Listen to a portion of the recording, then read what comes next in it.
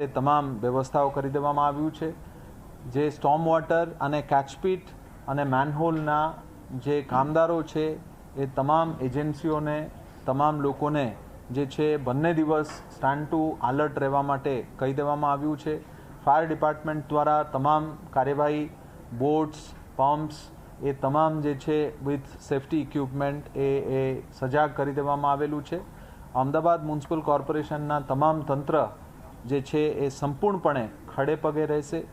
લોકોને વિનંતી છે કે આવતીકાલે અને પરમ દિવસે 31 જુલાઈ અને 1 ઓગસ્ટે સ્કૂલો કોલેજો અને આંગણવાડીઓ જે છે એ રજા રાખવામાં આવ્યું છે। લોકોને પણ વિનંતી છે કે જેટલું શક્ય બને એટલું આપણે વર્ક ફ્રોમ હોમનું પણ આપ રાખજો। તમામ સંસ્થાઓને અપીલ છે કે તમામ જે ઓફિसेस છે સંસ્થાઓ છે એ પોતપોતાના કર્મચારીઓના પોતપોતાના સ્ટાફને માટે ખાસ વ્યવસ્થા રાખે। ટ્રાન્સપોર્ટેશનના તમામ બાબતો જે છે એ જોઈ લેવામાં આવે।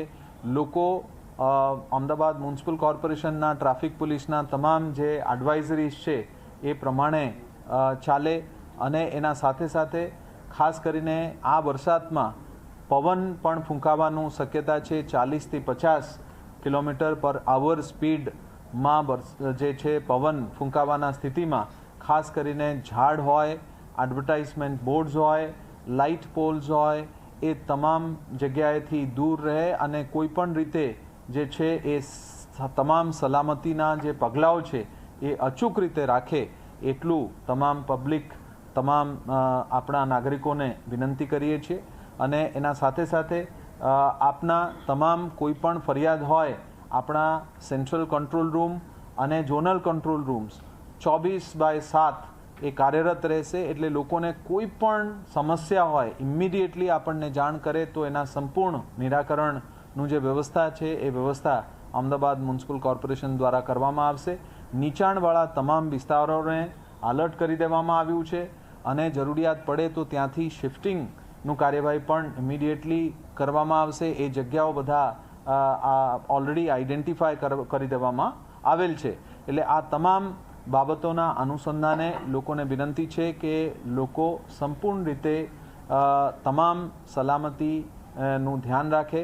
પોતાના જે સામાન છે પોતાનું જે સંપત્તિ છે એ તમામ બાબતે જે છે અચૂક રીતે પોતાના બાળકો વડીલો અને કોઈપણ રીતે જે છે એ સલામતી ફર્સ્ટ એ આપણા મંત્ર રહેશે અને આપણે અમદાવાદ મ્યુનિસિપલ કોર્પોરેશન નાગરિકોના સાથે જે છે એ સંપૂર્ણ રીતે રહે છે। કોઈપણ પ્રકારના બાબત હોય અમદાવાદ મ્યુનિસિપલ કોર્પોરેશનના ધ્યાન દોરવામાં આવે અને એ ઇમિડિયેટલી એનું નિરાકરણ અમદાવાદ મ્યુનિસિપલ કોર્પોરેશન દ્વારા કરવામાં આવે।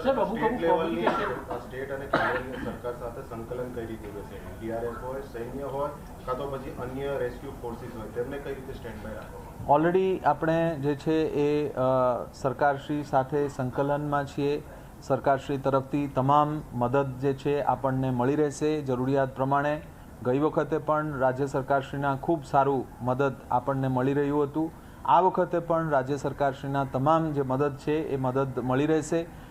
એના માટે તમામ સંકલન ચાહે અલગ અલગ ડિપાર્ટમેન્ટ સાથે હોય એ તમામ ડિપાર્ટમેન્ટ સાથે સંકલન કરી લેવામાં આવેલ છે।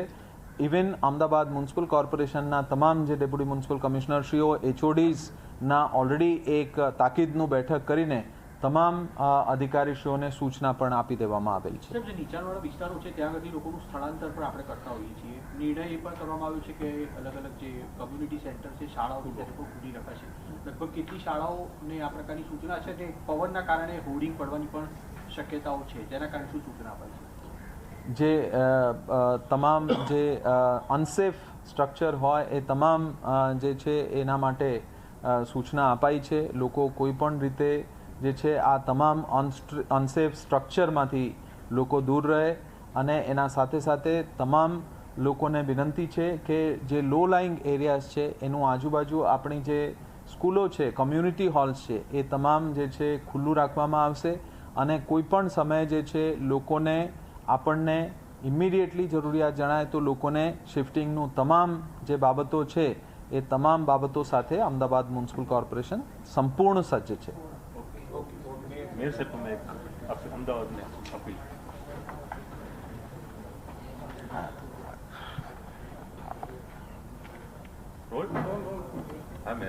નમસ્કાર. અમદાવાદના સૌ નગરજનોને જે રીતે ગુજરાતની અંદર અમદાવાદની અંદર સૌથી વધુ વરસાદ અમદાવાદમાં આવનાર 48 કલાકમાં થવાની સંભાવના છે એ જોતાં નીચાણવાળા ભાગમાં રહેતા સૌ નાગરિકોને અપીલ છે પોતાની સલામતી માટે આજુબાજુના વિસ્તારમાં કોર્પોરેશનના કોમ્યુનિટી હોલ તો કોઈ પણ સારી જગ્યાએ પોતાના પરિવાર સાથે પોતાના ઘરવખરી સાથે સાધન સામગ્રી સાથે અને જે લોકોના સેલરમાં પાણી ભરાવાની શક્યતા વધુ છે એ બધા સેલરવાળા પોતાનો વ્હીકલ પણ સેલરમાં પાર્ક ના કરે, પોતાના દરેક વસ્તુનું ધ્યાન રાખે અને જ્યાં પણ કોર્પોરેશનની જરૂરિયાત પડે ત્યાં કોર્પોરેશનના કંટ્રોલ રૂમનો સંપર્ક કરે અને હર હંમેશા કોર્પોરેશન આપણી સેવામાં હાજર રહેશે.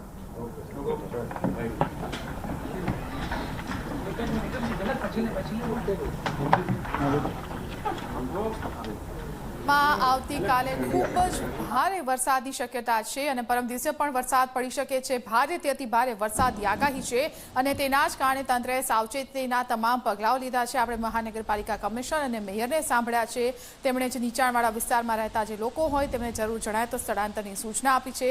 સાથે જ લોકોને કહ્યું છે કે પોતાના જાનમાલની પણ સલામતી રાખે.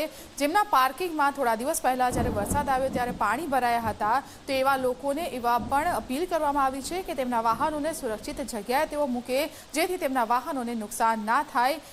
31 જુલાઈ અને 1 ઓગસ્ટ આ 2 દિવસો છે અમદાવાદ માટે ખૂબ જ ભારે છે. અમદાવાદમાં ખૂબ જ વધુ વરસાદ પડવાની શક્યતા છે અને આ જ માટે જે તંત્ર છે તે તમામ તૈયારીઓ કરી રહ્યું છે. તમામ અધિકારીઓની રજા રદ કરી દેવામાં આવી છે. SDRF છે, NDRF છે, સેના છે, સ્ટેન્ડ બાય રાખવામાં આવી છે. રેસ્ક્યુ માટે જરૂર પડે તો એરફોર્સના ચોપર પણ તૈયાર છે.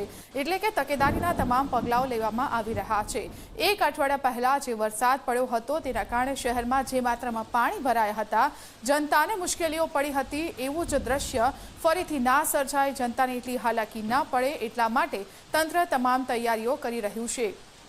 ઓફિસ અને ફેક્ટરી જતા સ્ટાફ માટે વ્યવસ્થાના આદેશ આપ્યા છે. આવતીકાલે અમદાવાદની તમામ શૈક્ષણિક સંસ્થાઓ બંધ રહેશે. 50 થી 60 કિલોમીટર પ્રતિ કલાકની ઝડપે એટલે કે ખૂબ જ વધુ ઝડપે પવન ફૂંકાવાની શક્યતા છે. મેયરે અપીલ કરી છે કે ક્યાંય પાણી ભરાય અથવા તો કોઈ પણ પ્રકારની સમસ્યા થાય તો કંટ્રોલ રૂમનો સંપર્ક કરવામાં આવે. રાત દિવસ 24 કલાક અમદાવાદ મહાનગરપાલિકાનો કંટ્રોલ રૂમ ચાલુ રહેશે. નીચાણવાળા વિસ્તારોને એલર્ટ પણ કરવામાં આવ્યા છે. લોકો પોતાના વાહનો બેઝમેન્ટ અને નીચે પાર્ક ના કરે. મેયરે આવી આગાહી કરી છે. અમદાવાદમાં અતિભારે વરસાદની આગાહીથી તંત્ર દોડતું થયું છે. પહેલા વરસાદમાં પસ્તાળ પડતા તંત્ર પાણી પહેલા પાડ બાંધી રહ્યું છે. અતિભારે વરસાદ પડે તો હાલાકી ન પડે તેવા પ્રયાસ છે. NDRF અને SDRFની ટુકડીઓને પણ સ્ટેન્ડ બાય રાખવામાં આવી છે. હવે ફરી એકવાર જનતા જવાબ માંગે તે પહેલા તંત્ર દોડતું થઈ ગયું છે. લોકો પોતાના વાહનો બેઝમેન્ટ અને નીચે પાર્ક ના કરે. મેયરે આવી અપીલ કરી છે કારણ કે ગયા ગુરુવારે જે રીતે વરસાદ આવ્યો હતો અનેક લોકોના બેઝમેન્ટમાં પાણી ભરાઈ ગયા હતા અને વાહનોને નુકસાન થયું હતું. અતિ ભારે હાલાકી પડી હતી. વરસાદ ખૂબ જ વરસ્યો હતો. પાણી ભરાઈ ગયા હતા. અનેક વિસ્તારોમાં 4 દિવસ સુધી પાણી નહોતા ઓસર્યા. જનતામાં પણ આક્રોશ જોવા મળ્યો હતો અને આ વખતે પણ ફરી એવી સ્થિતિ ના સર્જાય અને જનતા જવાબ માંગે એ પહેલાં જ તંત્ર દોડતું થઈ ગયું છે. તમામ પ્રકારની તૈયારીઓ, તમામ પ્રકારની વ્યવસ્થાઓ કરવામાં આવી છે. અમદાવાદ મહાનગરપાલિકા હવે ગયા અઠવાડિયાનો અનુભવ જે તેમને થયો હતો તેના પરથી બોધપાઠ લઈ રહી હોય તેવું લાગી રહ્યું છે. અમદાવાદ શહેર માટે 31 જુલાઈ અને 1 ઓગસ્ટ ખૂબ જ ભારે છે. પ્રચંડ વરસાદની આગાહીના પગલે તંત્ર દોડતું થયું છે. ગટરના પાણી બેક મારે તે પહેલા સાબરમતી નદી ખાલી કરી દેવાય છે. ખારીકટ કેનાલમાં સિંચાઈ વિભાગે પાણી છોડવાનું બંધ કર્યું છે. 18 ઇંચ વરસાદ બાદ હવે અમદાવાદમાં બીજા રાઉન્ડની આગાહી છે અને એટલા માટે જ મેયર અને મહાનગરપાલિકા કમિશનર સહિતનું તંત્ર દોડતું થયું છે. 31 જુલાઈ એટલે કે આવતીકાલનો દિવસ, 1 ઓગસ્ટ પરમ દિવસનો દિવસ, આ દિવસ બંને ખૂબ જ ભારે છે. અમદાવાદમાં વરસાદનું રેડ એલર્ટ પણ આપવામાં આવ્યું છે. એટલે કે ફરી એક વખત અમદાવાદમાં ખૂબ જ વધારે વરસાદ પડી શકે છે. હવામાન વિભાગની આગાહીના આધારે જો આપણે જઈએ તો 8 ઇંચ જેટલો વરસાદ અમદાવાદમાં પડી શકે છે. અને આટલા વરસાદમાં જે રીતે ગયા વખતે પાણી ભરાયા હતા અને લોકોને હાલાકી પડી હતી, લોકોના વાહનો બંધ પડી ગયા હતા, લોકો અનેક સ્થળોએ ફસાઈ ગયા હતા અને અમદાવાદ મહાનગરપાલિકાની કામગીરી પર સવાલો ઉઠ્યા હતા અને એટલા જ માટે લોકોની સંપત્તિ અને જાનમાલનું નુકસાન ન થાય તેના માટે તંત્ર દ્વારા અનેક પ્રકારની અપીલ પણ કરવામાં આવી રહી છે.